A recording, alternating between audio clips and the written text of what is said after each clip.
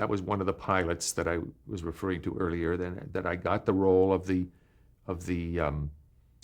son-in-law, the groom, Buckley Dunstan. The part had been played by a wonderful actor named Don Taylor, who later became quite a successful director himself.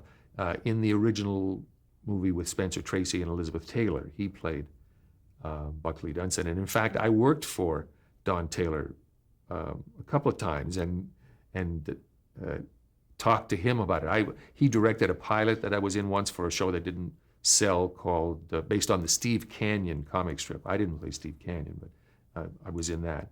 And then he was in the play that I did in La Jolla when I was still in the Navy. So I kind of knew him a bit, and we laughed about the innocence and naivete of Buckley Dunstan. So I was in that.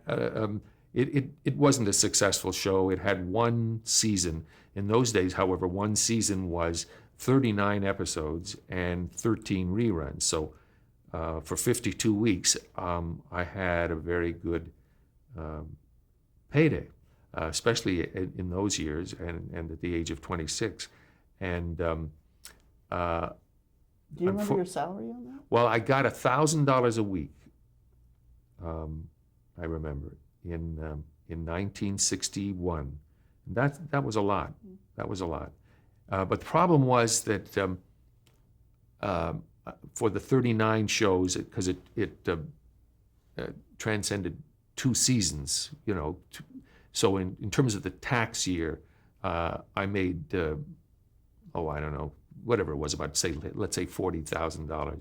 And then the following year, because of the reruns and the residuals and all of that, I made half of the 40.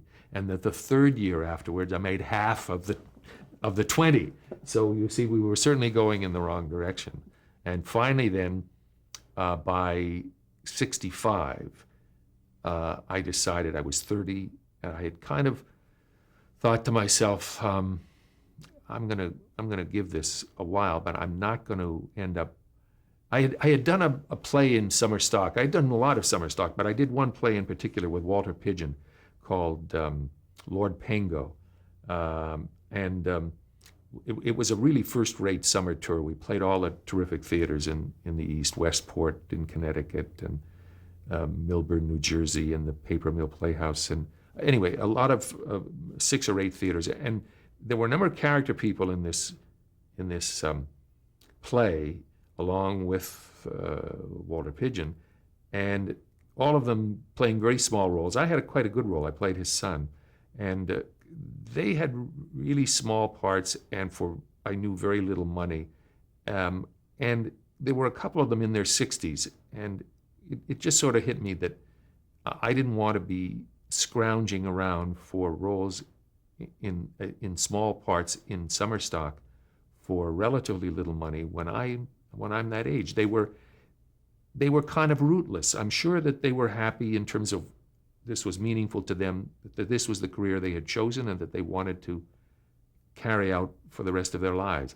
I didn't have that same kind of dedication.